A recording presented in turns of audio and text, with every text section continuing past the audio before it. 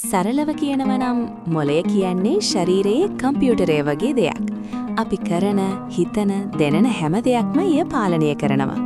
නිදා ගැනීම මතකයට උපකාර කරන ආකාරය. මතකය ස්ථීර කිරීම. දවසේදී ඉගෙනගත් දේවල් මුලින් හිපෝකැම්පස් තුල తాවකාලිකව තබා ගන්නවා.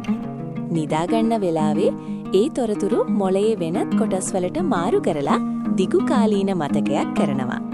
නිදානුගත්තොත් සිදුවෙන දේ. ඉගෙනගත් දේ ඉක්මනින් අමතක වෙනවා.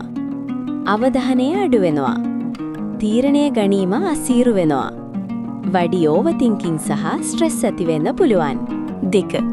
නර්ව් සම්බන්ධතා ශක්තිමත් වීම. මොළයේ නියුරෝන් අතර සම්බන්ධතා සයිනැප්ස් කියන ස්ථානවලින් ශක්තිමත් වෙනවා. ඒ නිසා ඉගෙනගත් දේවල් තව පැහැදිලිව මතක තියාගන්න පුරුවන්. 3. මොළය පිරිසිදු වීම. නිදා ගන්න වෙලාවේ මොළයේ තුල ඇති අතිරික්ත ද්‍රව්‍ය ඉවත් කරනවා. එය මොළයේ නැවට හොඳට වැඩ කරන්න උදව් කරනවා. වැඩිහිටි පුද්ගලයෙකුට දවසකට පැය 7-9ක් ප්‍රමාණ නිදා ගැනීම හොඳයි. ඒ නිසාම කියනවා good sleep, good memory. මිනිස් human brain කියන්නේ අපේ ශරීරයේ ප්‍රධාන පාලන මධ්‍යස්ථානය. ඒ ශරීරයේ සෑම ක්‍රියාවක්ම පාලනය කරනවා. හිතීම, මතකය, හැඟීම්, චලනය හා තීරණ ගැනීම වගේ දේවල්. ඉතින් නැවත හමු වෙමු. channel එක subscribe කරන්න.